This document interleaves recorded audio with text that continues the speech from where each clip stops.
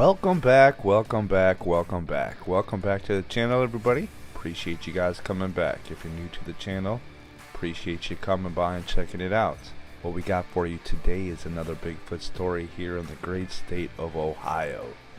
Now this is another one in Stark County. Just like that one in Minerva, this one is actually right outside of East Canton. And I found this story on a YouTube channel called Night Callers Bigfoot Radio. They interviewed Paul Hayes, so I'm using some of that audio also in this video. But now I went on the Bigfoot Researchers Organization and looked at this account and read it, and I'm going to read it to you guys. But I've used these clues to literally track down where this happened, and I'm going to show you guys like I always do on the map. So stay tuned. I don't think anybody's ever shown where this is on the map, so this is going to be brand new, I believe. So stick with us. If you guys like it, make sure you hit that like button. All that good stuff. Let's get to it. September 9th, 2011, Stark County, Ohio, about 1/4 mile north of Route 30. It was towards the end of summer, in September 11th, that I had my sighting of a tall, hairy bipedal creature. I went to bed around 9:30 p.m. on September 5th. And it was a warm summer night, approximately 70 degrees outside. I usually don't get much sleep as I get older, and it seems to get worse the older I get. I had awakened at about 2 a.m. in the early morning of the 6th. I decided to go outside and smoke a cigarette because I don't smoke in my house. I proceeded to the living room where the French doors are located to go out to the rear deck on my house that is positioned on the southeast corner of my house. I walked out on the rear deck and I stood there just in front of the French doors where the ashtray was sitting on the handrail, and I noticed that the moon was mostly full and set in place and that the temperature was rather warm. I was facing my backyard and enjoying the moonlight, and I might have been there for approximately 2 to 3 minutes when I heard a low guttural growl.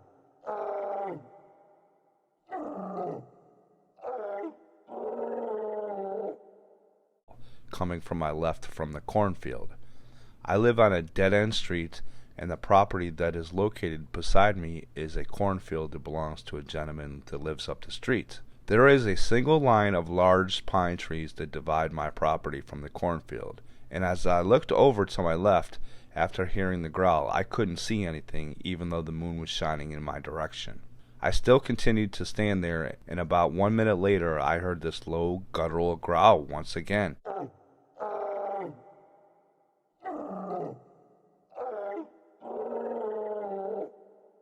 I proceeded to extinguish my cigarette and walk back into the house, not telling anybody about what had happened. The next night I went to bed approximately 10 p.m. and again I couldn't sleep and had awakened about 1 a.m. and I got up and headed out to the rear deck, totally dismissing what I had encountered the previous night. I was standing in the same area again, enjoying the warm night, and the moon was only showing about 60%, but it was still bright and very little clouds that night. The same thing occurred again. It must have been a few minutes as I stood there and I heard the low guttural growl coming from the same area from my left. This time it seemed to be a bit louder, and I looked over between the pine trees, but I couldn't see anything but darkness. I originally thought it might have been a bear, but after checking bear sightings, I dismissed it because none has been reported from my area. At this time I am getting a little nervous because whatever this is sounded extremely large and seemed to have a large set of lungs. I proceeded back into the house, and just as I entered through the doorway, my wife had gotten up and she was headed to the door to go out to the rear deck. I stopped her and told her about the growls that I have been experiencing that night and the previous night. She replies with, "I know, I have heard them before," and with the look on my face, I thanked her for not telling me. I hadn't went outside at night for the rest of the week because I had no idea what was lurking in the shadows, and I didn't know if it was still hanging around. The next day I had contacted my eldest son and told him what was going on around the house, and he said he would come over on Friday the 9th after work and we could check things out. Now it's Friday the 9th, and I got home from work about 5:30 p.m. that day, and my eldest son was already at my house waiting on me. We proceeded to walk through the tree line that connects to the southeastern corner of my backyard, and it runs along the edge of the cornfield, and as we were walking through, we started to notice strange stick structures that didn't make sense, and it seemed to rule out something done by nature. We finally got to the end of the tree line, and it meets a large field with large tall grass that gets 5 to 6 feet high, and part of it seemed to be swampy, and it has some cattails growing on the one side. The temperature that day was warm and sunny with very little cloud cover and no rain, but the ground of the field still seemed to be wet and muddy and definitely a paradise for ticks. My son and I made it partially through the field, and as we stopped to look across the field towards the wooded area, and we were facing the southeastern direction over at some crabtree apples that were located on the tree line on the other side of the field. We were standing side by side, and out of my peripheral vision I noticed some movement out of the corner of my left eye at the edge of the tree line that was approximately 200 feet from where we were standing. I asked my son if he had seen the movement as I had pointed in the direction of the wooded area, and he replied, "No, I didn't see it." I then said, "Let's go investigate that and see what it could have been." It was about 5:50 p.m. by that time, and I didn't know if it was a deer or anything else because I just saw the movement but couldn't tell shape or color of the subject in question. We finally made it through the field to the tree line, and there was a small creek about 3 feet wide with very little water flowing through it. And we also noticed a trail where the deer had been crossing that creek in that same area, and it was heavily traveled because the tree roots were showing. We both jumped across the narrow creek and started to walk the deer trail which followed the edge of this narrow creek, and I told my son that I was going to check the creek's edge for any type of prints because I know I had seen something move over in that area. My son elected to wait up on the trail while I was searching the creek's edge. I was looking on both sides of the creek's edge when my son alerted me and wanted me to come look at something that was odd to him. So I proceeded up the small embankment and walked over to where he was standing. He said, "Stand where I am and follow the creek down to a large tree on the creek's edge and tell me what it is." I looked down to the tree, which was about a good 300 feet, and I noticed something dark that seemed to be squatting behind that tree, but I couldn't tell what it was, but I know it wasn't moving, so I dismissed it as a log or a tree stump. I went back to the creek's edge to continue looking for any type of prints in the soft mud, but came up empty-handed. I told him we should go into the woods a little deeper just to see what else we can find and walk back up to the deer trail, and just for curiosity, I went to the spot where I previously stood to look down to the large tree where we both seen the dark object, and this time the area looked totally different. We walked the deer trail which followed the narrow creek, and had noticed the narrow creek ties into a larger creek that was about 15 feet wide, but we didn't see a good spot to cross until we followed it a little further and we had found a shallow spot that we could cross. Once we crossed the larger creek, we split up and I headed south and he headed north. And I had been looking around for about 5 minutes and I heard him calling my name and wanted me to come to his location. I walked over to where he was, and he was standing in a small clearing that had the greenest grass I had ever seen, and this clearing was surrounded by thick brush in the shape of a U. He had noticed an unbearable smell in that area, and he asked me if I could smell it, and I replied yes. But then I asked him what it was because we couldn't pinpoint what type of smell it was because it had combined odor of rotten eggs and rotten flesh. We both started searching that immediate area for possible dead animal or anything that could have made that nasty odor. We didn't come up with anything, and it was starting to get about 6:30 that night, so I told him that we should go, but we can come back another time, and he agreed. We went back to the large creek and crossed over and walked along the deer trail until we got about 20 feet from the area that we had originally crossed the small creek that took us to the field with the tall grass. And he was walking in front of me. He stopped and he looked to his left, and I asked what he was doing. He said, "Look." And as I looked over to my left, I couldn't see what he was looking at, so I asked him again what he was looking at, and he pointed to his left and told me to look with a more stern voice, but yet again I couldn't see because I had a tree and a limb covered with leaves obstructing my view. I hunched down about 6 to 8 inches to look below the limb, and about 100 feet from us we saw a huge, hairy creature standing in a bipedal fashion with a forward gait staring in our direction. There wasn't much between us and this creature but some brush and small saplings, and as we stood there in amazement because of the size of this human-looking creature, I asked my son what it was doing, and he replied, It's moving its upper body back and forth. At this time, I really don't think that it had set in our minds what we were exactly looking at, but I can say that it seemed as though time had stopped. I have no idea how long we actually viewed this thing. We both just stood there and watched this thing, and we never moved an inch because I think we were in shock from the massive size. The unexplained creature appeared to be at least 7.5 feet tall and had to weigh a minimum of 600 pounds. The hair was a dark reddish brown, and it had a matted and dirty look to it, and most of the face was covered with hair, but from what you could see, it appeared to be of a human trait. The ears were covered with hair, and it was standing at an angle to us, but I could just see the legs were extremely muscular and large, and the arm length seemed to go just slightly past the knees. I just couldn't help but to stare at this creature because I couldn't believe the size and just how big it was. I believed that as it was swaying its upper body back and forth because I knew that it knew that we were there, but I don't think it knew what our exact location was, and it was trying to find us as if we were kind of hidden behind some brush. It seemed as if my son and myself broke out of some type of hypnosis. I looked at my son and said, "We need to go." He agreed, and he said that he was running, but I told him not to run, that we would walk out, but we can keep an eye out and see if we were going to be followed. We finally made it to the small creek and jumped across, and headed across the field with the tall grass, as we kept looking behind us to see if we were being followed but didn't notice anything. We made it across the field and took a shortcut through the cornfield, and as we both stepped into my backyard, we turned around and looked in the direction of where we had just come from, and just slightly north of us in the wooded area, we both heard 2 really loud tree knocks, and my son looked at me and asked if I had heard that, and I said yes, I did. To this day, I will never forget what I had seen that day, and I will remember it like it was yesterday, and nothing can convince me that it was anything else other than what we call Bigfoot. From that day, I vowed to become a researcher in the Bigfoot world, and my goal is to get enough proof of this creature so it can be recognized to mainstream science and documented so we could protect this creature and its habitat. Alright, so there you guys go. There's the Bigfoot Researchers Organization report itself from September of 2011. That's crazy. Imagine living right there and having that in your backyard like that kind of. That'd be something else, I'll tell you.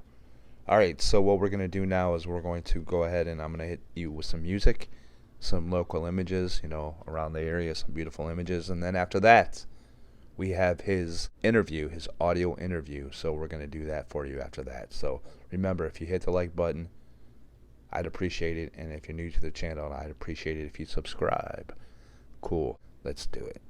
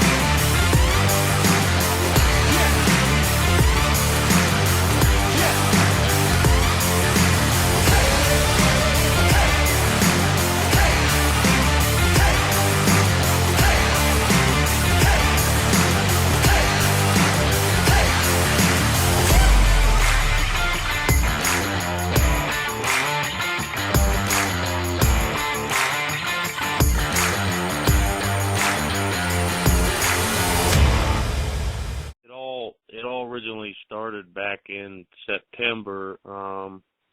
It would have been the early morning of the 6th in 2011.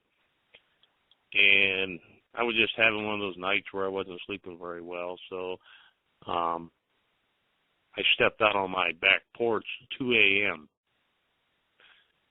And I might have been standing out there, just a few minutes. And, to my left, I heard this low guttural growl, roughly about 30 feet from me. Now, I have to tell you, about where my house is positioned and stuff. I live on a dead-end street, and my house is the last house on the right. And then right beside my house is a large cornfield, and then, of course, it's connected to, a large wooded area. And what divides, right on my property line, what divides, my property from the cornfield is a long row of pine trees, just a single line. Just a single line of pine trees that just kind of divide, my yard from this cornfield, because the cornfield's owned by a gentleman that lives up the street here. Okay. I mean, they're big enough that, if you sit out on the back porch, unless you kind of peek through a couple little openings, you'll never see the field. So that's how big these things are. And these pine trees are only about 30 foot away from, where I was standing. So, like I say, I was out there just a few minutes, and I heard this low guttural growl. Now, the moon that night, it was almost full. I do recall that. And once I heard this growl, I just looked over to my left, but I'm not really seeing anything. So I'm thinking, okay, maybe I'm hearing things or something, So I just continued to stand there, and maybe about a minute later, it did it again. So I looked over to my left. I still couldn't see what was doing it. I went back in the house. I went back to bed. The next night, it was pretty much almost the same scenario, except it was 1 o'clock in the morning. I didn't even give the previous night a thought, so I walked out on the back deck to have a smoke, and it was basically the same thing. I was out there a few minutes. Next thing you know, low guttural growl. I mean, it's loud enough that, it kind of, you felt it. I'm looking over to my left, and I know I'm moving my upper body back and forth trying to, see through these trees, and, I didn't see nothing. So that's 2 nights in a row. I put my cigarette out. I went back in the house, and as soon as I entered through the French doors there to go into the house, my wife was up. And she's going to head out on the back porch. So I told her, I says, if you're going out there, I said, be careful, because now and last night, something growled at me out there. Well, then she proceeded to say, I know, I've heard that before. Wow. But she never said anything, I'm pretty sure I gave her a look. Yeah. She goes, yeah, I've heard that before, but she never said anything. Now, my wife, she believes they exist. She just don't believe they exist like in areas like this. She believes they, exist in the Appalachian Mountains or, something like that. So that's what happened, that night. And I was telling my oldest son about it, during the rest of the week there. And he says, well, he goes, I'll come over on Friday and we'll go check it out. I said, all right. So I get home from work roughly 5:30. And he's already here. And I took him through. Now, at the corner of my backyard, there's a tree line that runs east, and it's actually at the end of that cornfield. I had been through there before, and I seen just strange stick-type structures in there. You know, of course, I took some pictures of it, but I took him through, and I showed him all these little stick structures that, like, didn't make any sense. And, you know, they just didn't look like it was something naturally done. To me, it didn't, anyway. So I took him through there, and then once you get end of that tree line, which is on the other side of the cornfield, there's a small opening between that tree line and then another tree line that runs north. And then as soon as you get through that, there's a large grassy field. I mean, the grass can get 5-6 feet tall in this area. And we walked into that, and then we got about halfway through that field, and we were looking over to our right, and I was pointing at some crabapple trees that were over there. And then just out of the corner of my left eye, on the other side of this field, I saw movement. And I couldn't tell you at the time, I couldn't tell you what it was. I couldn't tell you what color it was. You know, I just caught the movement, and then when I looked over, of course, there was nothing there. And then I asked my son, I says, did you see something move over there, you know, over there by this tree? And he said, no. And I said, well, let's go check it out. We finished walking across that field, and as soon as you get on the other side, there is a small feeder creek, you know, 2-3 feet wide. And then where I seen the movement was just on the other side of that creek. There is a smaller sapling that's right on the edge of, and then you can also see the deer trail that was used heavily because they had that ground wore down so far that some of the tree roots were showing. And, you know, sometimes, you know, I've been here, you know, roughly 9 years, and some years you would notice a whole lot of deer, and then some years you would, you know, only half. Or, you know, like this year here, I was lucky to probably see 4. So we crossed that little feeder creek, and we started to walk that deer trail. And I told my oldest son, I says, come down here on the side of this bank, and I'm going to look for some kind of prints or whatever. And he stayed up on the deer trail. It might have been 5 minutes or so, and, you know, he hollers for me. He goes, hey, Dad, come up here a minute. So I walked back up, and he's pointing at this tree. I'm going to guess it's 300 feet away. It's a really, really large tree, and it sits right on the edge of this feeder creek. And he told me, he goes, doesn't it look like there's something like right behind that tree? But it's so far away, I'm looking, and I said, I see something, but I can't tell you, if it's a log or a stump. I said, I can't. I said, but I see something. So I proceeded back down on the bank to check for prints. And like I say, another 5 minutes or so went by, and the only thing I really seen was deer prints and, small critters and stuff like that. And so I hopped back up on that deer trail, and I stood in the same exact spot, and I looked down at that tree again. Well, this time it looked different. And I told my oldest son, I says, whatever was there isn't there now. And he's looking, he goes, you're right. you know, so we thought that was kind of odd. But still, at this time, we're not really thinking Bigfoot, okay?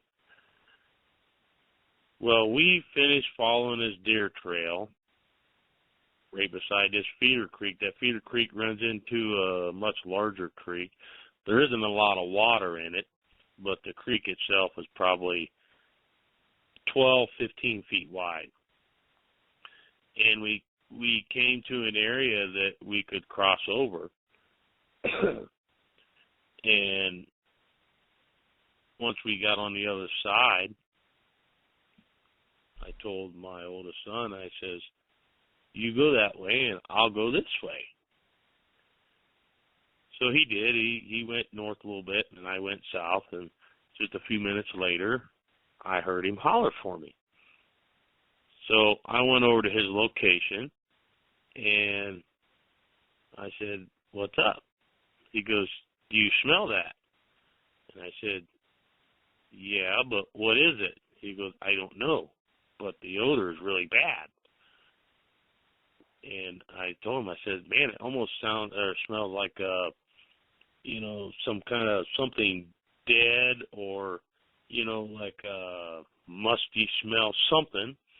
But it wasn't a distinct odor where you could, you know, basically, you know, identify it. You know, it wasn't one single odor. It was like a combination of maybe 2, 3 odors. Well, where he was standing at, directly in front of him, was a small clearing, and the grass was like 10 inches tall. It was like really, really green. And then surrounding that small area was, you know, some pretty thick brush, and it was kind of in the shape of a U. So I told him, I said, well, let's go in here to see what we can find. And we walked in, and we're kind of looking through the brush a little bit. I mean, you couldn't get through it, but we didn't see anything. Well, you know, at this time, it's probably 6:15. And I told him, I said, let's go back to the house, you know, eat dinner, whatever, and then, you know, we'll come out, I don't know, tomorrow or something. And he goes, okay. So we crossed that large creek. We get on the other side. We're walking that deer trail, that deer path, you know, all the way back around, and he's in front of me. He's probably like 6 feet or so in front of me. And we get most of the way back, and we're probably 20 feet from where we crossed that little feeder creek from that field. Mm. And he just makes a dead stop in front of me, and I went, dude, what are you doing? You know, and he goes, he looks to his left now, and he says, look, right where I'm at, where I'm standing, you know, there was a tree, you know, some limbs, and, you know, of course, there was still leaves on the trees. And I just looked to my left, but I didn't see anything. And I said, what are you looking at? Because he is standing here, and he's just staring at, you know, at the time, I didn't know what he was staring at, but he was just staring at it. He wasn't moving. And I says, what are you looking at? So then he takes his finger, and, I mean, he points, he goes, right there. So I hunched down a little bit, you know, roughly 8 inches or something like that, to kind of, you know, see underneath that limb. And there this thing stood about 120 feet from us, and it was standing right on what appeared to be our side of that large creek.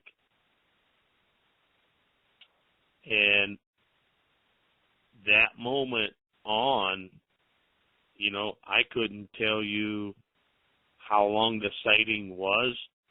It could have been 20 seconds. It could have been 2 minutes.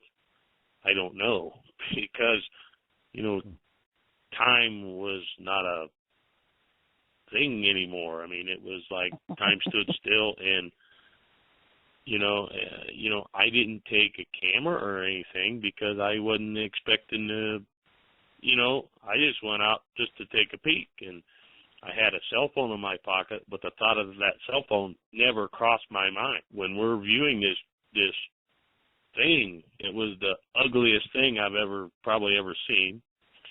And, the tree that it was standing beside, the one large limb that kind of came out, there was like a big knot on the side of that limb, and that's where the top of his head was. And at the time, I didn't estimate, how tall is this thing? I didn't think of anything like that. I'm sure my jaw was wide open. And my oldest son, he was 23 at the time.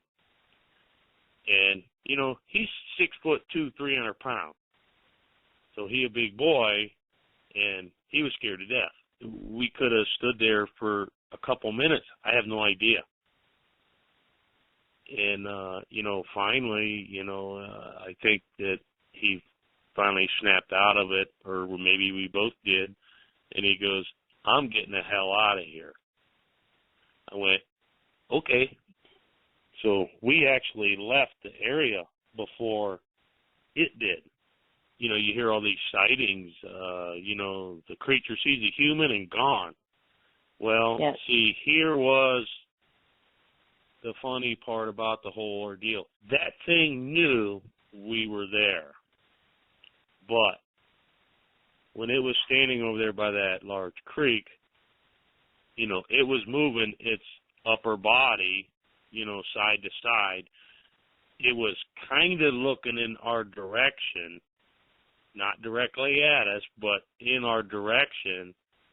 It knew we were there, but I don't think it knew our exact location, and it was trying to find us, because you could see, he wasn't looking directly at us. He was looking a little bit more toward my left, and just rocking that upper body back and forth. This thing had to go 500 pounds. He was just massive. And, from my angle, I can't tell you what all my son had seen, but, my angle, I could see this thing head to toe. But to me, it was standing a little bit of an angle. So, I couldn't really, I couldn't see the palms of the hands. They were straight down. One thing that I still thought was weird is, to me, the head of this creature looked too small for the body. I also noticed that it was a round head, wasn't coned, anything like that. It was a round head, and of course no neck, but the head seemed too small for the massive size of the body. And, it was like an auburn type color. And, I didn't pay attention if it was male or female. I know you couldn't see the ears, and there was just too much hair. A lot of the hair was matted. I couldn't really see the nose and the eyes. There was just a lot of facial hair on this creature. And, the hair, coming down over the forehead actually came down over the eyes, too. I mean, it was just a lot of facial hair, just little things like that, that stick out to me. So after viewing it for however long, I can't say, 2 minutes or a minute or 30 seconds, but, my son, he's scared to death, and he's going, "I'm getting the hell out of here." I agreed. And, he says, "I don't know about you, but I'm running." I said, "No, don't run." I says, "We'll walk out, but we'll keep an eye behind us." And he goes, "Well, okay." So once we finished walking that path and he got across that little feeder creek, He was doing like one of them walk, run kind of things. I'm looking behind me, but I'm not seeing anything. I'm not seeing it follow us, anything like that. And, you know, we took a little shortcut. You know, we didn't go up through that one tree line. We cut directly across that cornfield. And just as we stepped into my backyard, as soon as we stepped into my backyard and we both turned around to look in the direction, you know, that we had came from, there was 2 loud tree knocks that came from that area, but a little to our left. He goes, "Did you hear that?" And I went, "Yes, I did." And, you know, and at the time, you know, your adrenaline's pumping and, you know, you're going, you know, what happened? You know, what, you know, you're just going, what?